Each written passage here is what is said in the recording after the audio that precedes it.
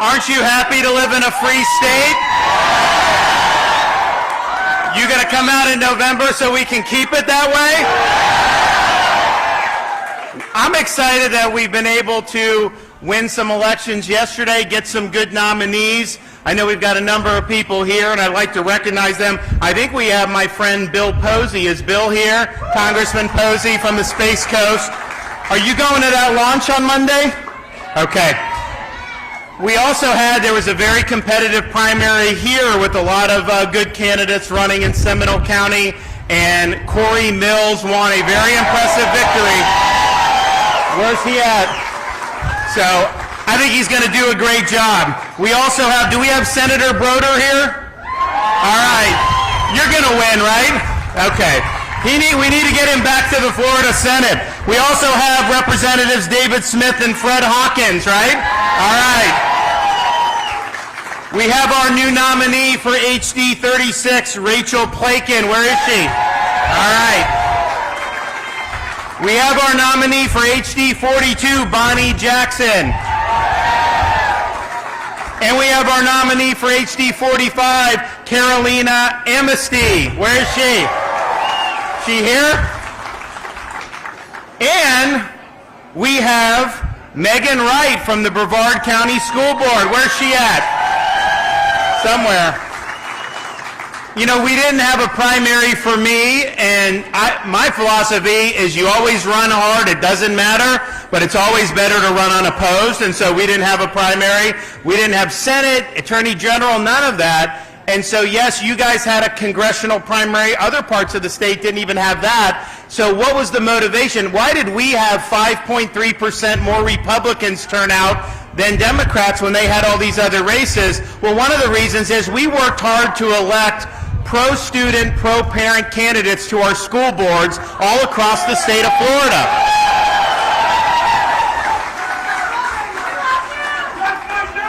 We were able to take school boards that had leftist majorities, basically subservient to the union, people that wanted to mask your kids, people that want to indoctrinate your kids, and we were able to replace them all across the state, Miami-Dade, Sarasota, Duval County. We were able to replace those union-backed candidates with conservative school board members. And so I was happy to help out in those races, and we have some that only went to a runoff, so we got to make sure we get those over the finish line in November. But we can do everything that we say at the state level. It's important, but if you have people at the local level that are trying to frustrate good reforms, it makes it much more difficult. So we're really moving these school boards to be accurate reflections of their community. You shouldn't have a red county with a dark blue school board. That doesn't make any sense.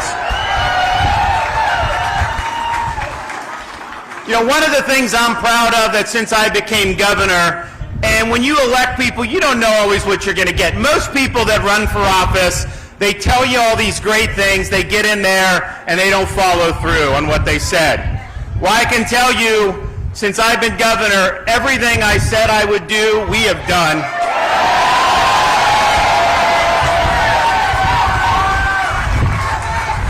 We said we'd be good stewards of the economy, lower taxes, good budget, and I can tell you, not only do we have the second lowest tax burden in the country at the state level, we have now, by far, the largest budget surplus in the history of the state of Florida. It's just good management. If you look at the economy, our unemployment rate's 2.7%. We have more people employed today than we did prior to COVID. Most of these lockdown states still haven't even gotten back to where they were pre-COVID. Go to New York, go to some of these places, it's a disaster. So we have a surplus of opportunities. We're beating the U.S. as a whole on almost every metric. And that's with Brandon doing the inflation on us and doing the gas prices.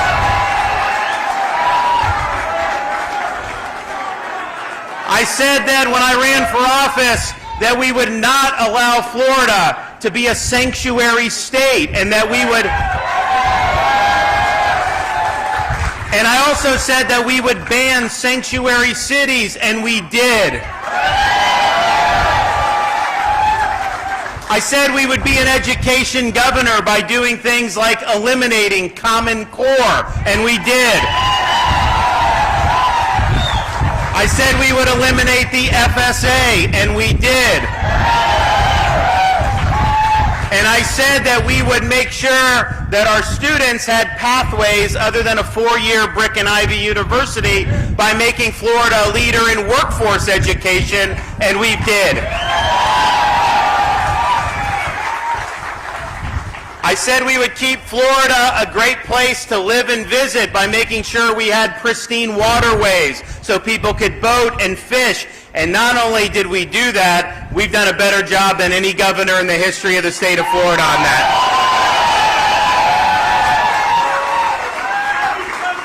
I said we would make sure that Florida had good, efficient elections, and we have done that. Not only by, well, as soon as I got into office, one of the first things I did, accept the resignation of Brenda Snipes as supervisor in Broward. We got rid of the Palm Beach County Supervisor of Elections back in 2019. You know, we did a good job in 2020 because we didn't change the rules like other states did. We followed the law. We were efficient. But I also understood after 2020, we had a lot more work to do. So in the last 2 years, I have signed legislation making ballot harvesting a felony in the state of Florida.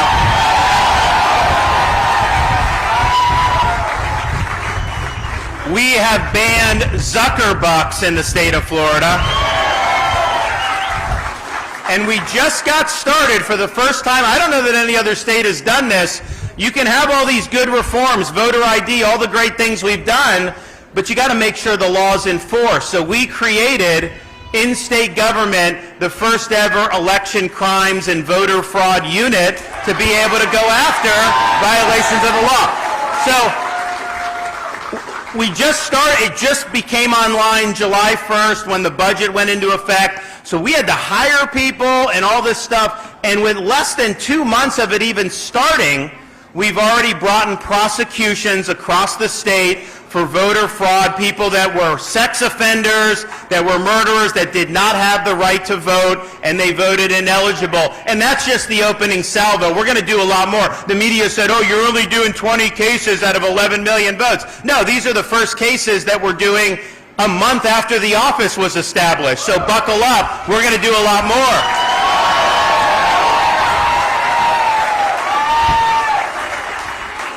And at the end of the day, you remember 4 years ago when I was running, and I was running against a guy that would have taken Florida in a much different direction. Backed by people like George Soros and other big financiers on the left, and really committed to doing a left-wing agenda. But when people would ask me, what's the thing that separates you from your opponent, I could have said, you know, he's on the left, I'm on the right, but that's not what I would tell people. I'd say the thing that separates him from me is that he's a politician, I am a leader.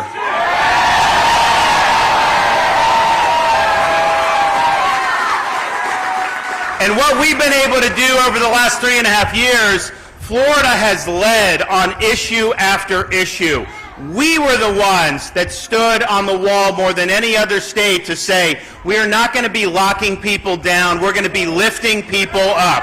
We're going to protect people's jobs. We're going to protect people's businesses. We're going to make sure that every single kid has a right to be in school in person 5 days a week. The left opposed us on every one of those things. They wanted us locked down for months and months, even into 2021. They were saying they would lock down. They opposed us on getting kids back in school. They wanted to do like California and Chicago and keep them locked out for a year plus. Now you have people like Fauci saying,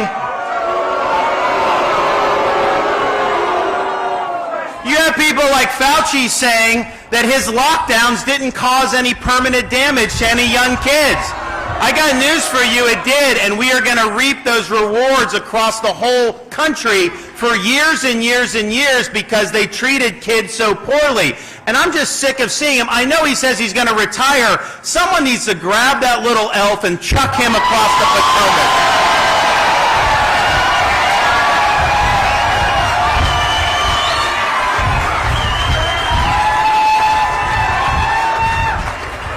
If it was up to him, your kids would not have been able to go to school in 2020.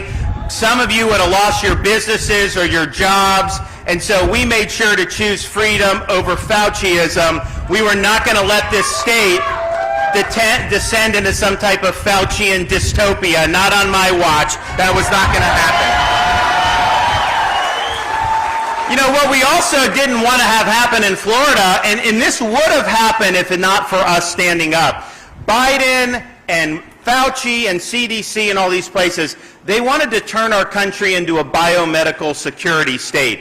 They wanted you to be limited on what you could do in society based on whether you produced proof of getting a COVID jab. They wanted people to be marginalized, not be able to travel. And we were the first state in the country to say that's not happening here, and we banned vaccine passports.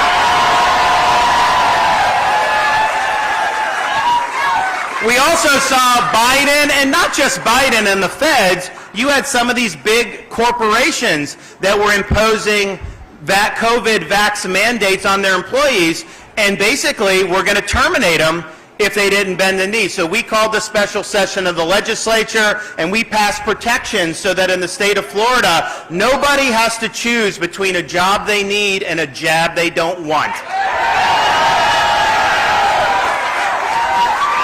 And you know, let's just be honest, if the other side gets in Florida, they are going to impose mandates on vax. They are going to make you get boosters and do all that. And as long as I'm here, that's your choice. That's not the government's choice. And because we did all that stuff, if you look at 2021, we set a record for domestic tourism to the state of Florida. Our hospitality industry, our restaurants, they've never done better. You know, I go to talk to these people on the beach that have restaurants in different parts of the state.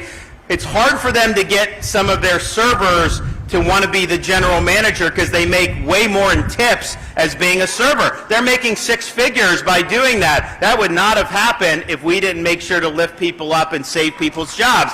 You also saw, and this is unbelievable, well actually it makes sense, international tourism to Florida in 2021 into the U.S. as a whole. All the international tourism to America in 2021, out of that, 45% was to the state of Florida. Because people aren't going to go travel internationally, go through the hassle of being in customs and all this other stuff to then get hit up and demand to show medical papers, test all the time, and do all this. They knew if they came to Florida, they could have a free society and they can make their own decisions. And that's why we've led the nation in that as well. So we're proud of that. We're also proud of the fact that, you know, we stood up for the rule of law during COVID and people's rights, but we've also stood up for law and order in our communities. We were not going to let riots cause our cities to burn down in the state of Florida. We passed legislation preventing local governments from defunding law enforcement. We signed legislation to say to anybody that deigns to riot or to loot or to engage in mob violence, that if you do that in the state of Florida, you ain't getting treated like they treat you in Portland, where they take your mugshot, slap you on the wrist, put you right back on the street. No, in the state of Florida, if you do those things, you're not getting a slap on the wrist, you're getting the inside of a jail cell. And you see what's happened all across the country. And here's the thing, this is not an aberration. Leftist politicians and the policies they pursue leads to more crime. They care more about the criminals than they do about law-abiding citizens. That's why they've elected people as prosecutors who pledge that they're not going to prosecute crimes that they disagree with or that they don't like. So you've seen what's happened in San Francisco, in Los Angeles, and in places all over the country where the inmates are allowed to run the asylum. And that's not happening here in the state of Florida. In fact, I had my office make sure that all of our state attorneys were following the law. And so they reviewed everybody, and guess what? You had somebody in Tampa that thought he could pick and choose which laws to enforce, and that he would not enforce laws he didn't like. Well, I can tell you, I wasn't going to stand for that, so we removed that prosecutor.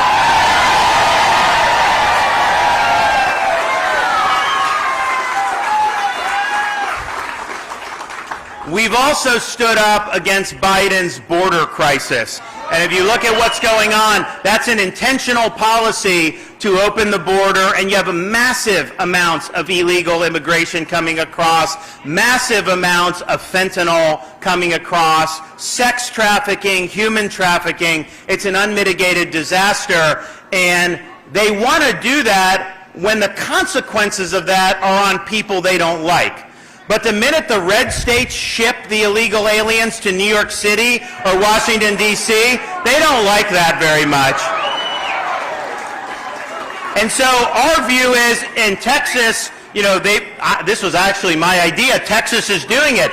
They're not sending buses to Florida because Texas is sending them out. We'll help Texas. We'll send to New York or D.C., and we'll send to Delaware as well. That's fine.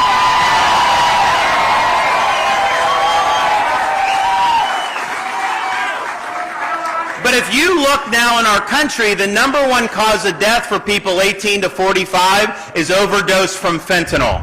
And that would not be happening if we had control over our border and didn't let the drug cartels shove all this into our country. So I think what Biden is doing is he's doing a policy intentionally that he knows is going to lead to more Americans being killed. That's a disgrace. And I can tell you, and we're going to work hard for these congressmen and the senators and all that stuff, but if Republicans get majorities, they better use it to hold Biden accountable for the border. We're proud of what happened with the school boards. You know, this is really the first time Republicans really engaged in this. It's usually the unions would dominate and the left would dominate. So we're proud of that. And I think one of the reasons we've been able to get traction is because we've taken a very strong stand in Florida that our school system is, the purpose of it is to educate kids, not to indoctrinate kids. We want to make sure that our schools are focusing on core academic subjects, teaching kids to read, write, add, and subtract, not get into these other things like trying to tell a 6-year-old boy that he really may be a girl. That is wrong, and we're not going to allow that to happen. And that's one of the reasons why we've banned critical race theory in our K-12 schools. We're not going to teach our kids to hate our country or to hate each other. We're going to teach them that every individual counts. We're going to treat everybody with respect, but we are going to judge you based on the content of your character, not the color of your skin.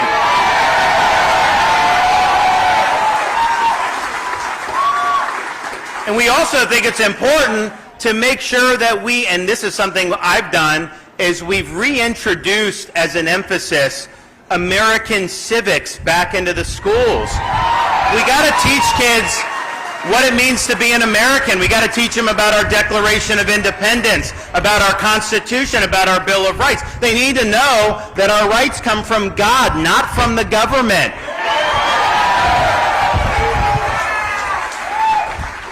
And we also have done things to help with that by requiring study of other types of systems. So I've signed legislation establishing November 7th as Victims of Communism Remembrance Day in the state of Florida. All the school kids are going to learn about the horrors of communist dictatorships, and communism was responsible for killing over 100 million people in the 20th century alone. Yet you see Marxism on the march in Colombia and other places in the Western Hemisphere. Very important that people not only understand our system and understand our ideas, but understand how that compares to a lot of these other systems. And unfortunately, you have people in our society that believe in a more Marxist orientation, and that's not what our country's all about. So we're going to be honest, and we're going to tell the truth, and we're going to make sure our students understand the truth. And we are not going to allow parents who just want to send their kids to kindergarten, watch cartoons, just be kids. They should be able to do that without having an agenda shoved down their kids' throats. My wife and I, we've got a 5, a 4, and a 2-year-old at home. You know, it's hard being a parent right now. I'm not saying it's ever been easy, but I feel like there's so many different influences. There's the devices, all these different things, and there's more intention than ever amongst some elements in the education system to use that to indoctrinate their ideology on our kids.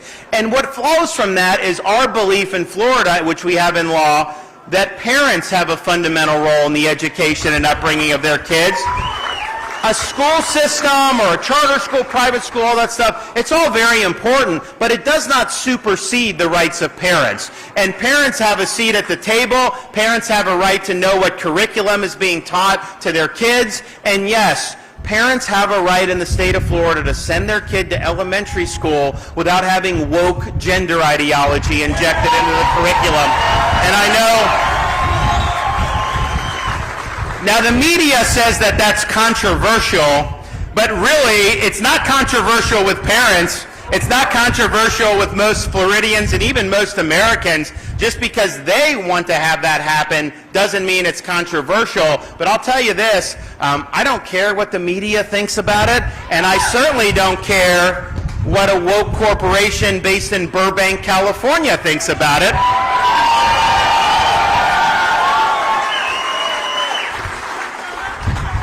My oath of office is to stand up for you, not to subcontract out my leadership to Disney. And I don't care how powerful they are. I don't care how much money they have.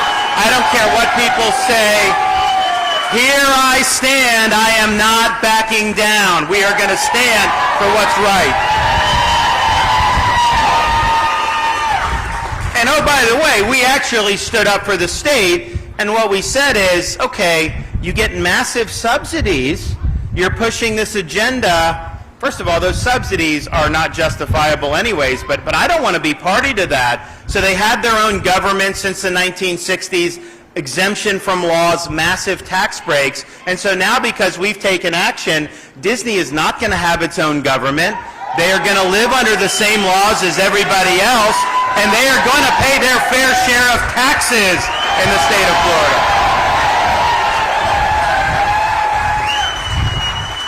And you see things like doing this with these young kids. And honestly, if we were here 10 years ago, no one would even be thinking about doing that. If we were here 10 years ago, nobody would think it was possible that you would have someone swim on the men's college swimming team for 3 years and then switch to the women's team and, quote, win the national championship. We wouldn't have thought that that was possible. I'll tell you, though, we did something about it in Florida. I signed legislation protecting women's sports here.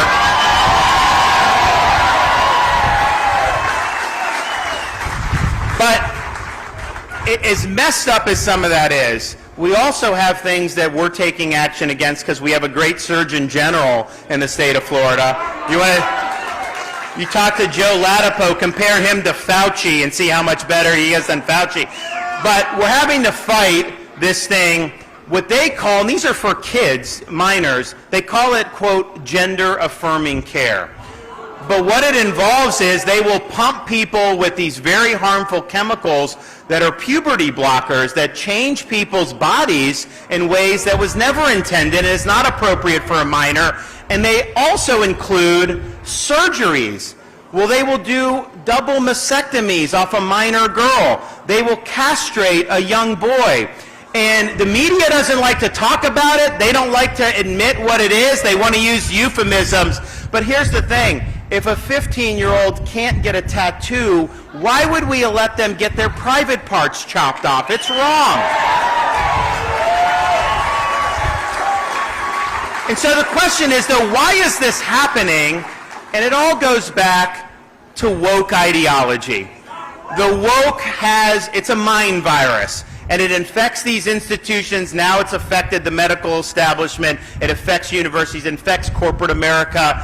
And it really drives, I think, a lot of bad policy and a lot of bad behavior. And so in the state of Florida, our stand is very simple. We are not going to let a woke agenda run roughshod over this state. We are going to fight the woke in the corporate boardrooms. We are going to fight the woke in government agencies. And we are going to fight the woke in our schools. We will never, ever surrender to woke ideology. Our state is the state where woke goes to die.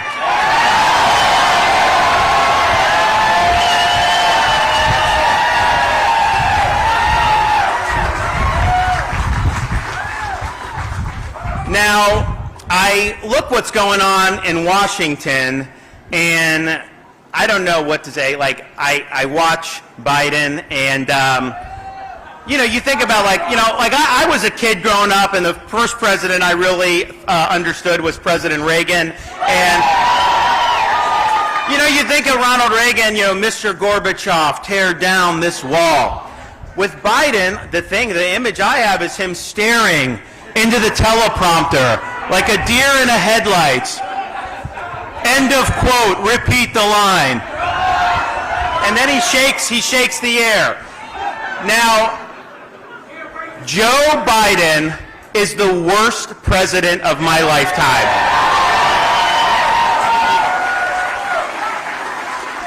Now, there are some folks in our state running for office who claim that Joe Biden is the best president of their lifetime.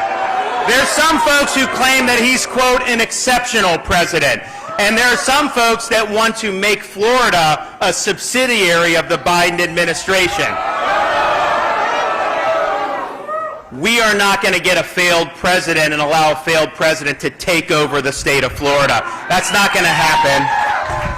And why would we not want to do that? He came into office and he spent trillions of dollars that we didn't have, sparking one of the worst inflations we've had in modern American history and the worst inflation we've had in 40 years. And he did it after being warned, not just by people like me. Obviously, he's not going to listen to anything I said. He was warned by economists who work for people like Bill Clinton and Obama. Even they were saying, if you do this, you are going to fuel massive inflation. And so here we are, and that is eating into the family budgets of people all over this state and all over this country. It's made life more difficult for people because of his recklessness. He also declared war on American energy as soon as he came into office. What has that done?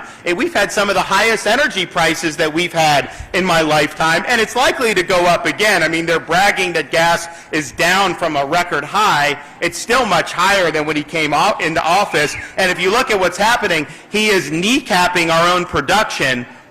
You can't run an economy on windmills, okay? You need to have energy produced here. And so that's an intentional policy where they understand it's going to cost more for all of you, but they're doing it to pursue their own ideological agenda. And then they pass, and they have the gall to pass something called the Inflation Reduction Act.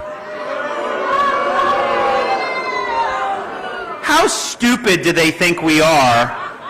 I mean, it's insulting that they would name a bill that creates 87,000 new IRS agents and try to say that that's going to reduce inflation. No, it shows that they have contempt for each and every one of you. It shows that they're going to unleash these IRS agents, not on billionaires who have accountants and lawyers. They're going to unleash it on people that can't defend themselves, sole proprietors, people that own restaurants, handyman, people that drive Ubers. That's what's going to happen as a result of that. And if you look at this Congress and you see people like Nancy Pelosi who made it happen, Nancy Pelosi is the perfect reason why we need term limits for members of Congress. But here's what I would say on inflation on this bill. They have 87,000 IRS agents. That's going to be unleashed on the American people. I think every member of Congress who voted for that bill should be mandated to have audits done on them every single year. And now what does he do? What does he announce today? So you've got all these people that are working hard, they're struggling, they're falling behind because of the inflation, the gas. You know, these are small business people. These are people working construction. These are people doing all kinds of things that require a lot of toil, tears, and sweat. And so what does he do? Does he do anything to make life easier for any of those people or any of the rest of us? No. What he says he's going to do, he is going to have you pay so that he can relinquish $10,000 of student loan debt to people making over $100,000 a year, including people that have degrees in law and medicine. How ridiculous, and you know what that's going to do? That's going to cause inflation to go up. In fact, one of Obama's economists just came out today and said it was what Biden is doing is reckless and is going to lead, it's going to fuel inflation even more. That is the contempt that he has for you, that he would make you pay back the loans of a lawyer making over $100,000 a year. And he doesn't have the constitutional authority to do it. You know, you notice they try to act like Republicans are authoritarian when we're doing stuff they don't like. Where does he get the authority to just cancel people's debts? And I'll tell you, this may even be something that like could benefit me, but it's wrong. In fact, I think I'm going to pay my own debts, okay? I made the decision to take it out, and I'll pay it back.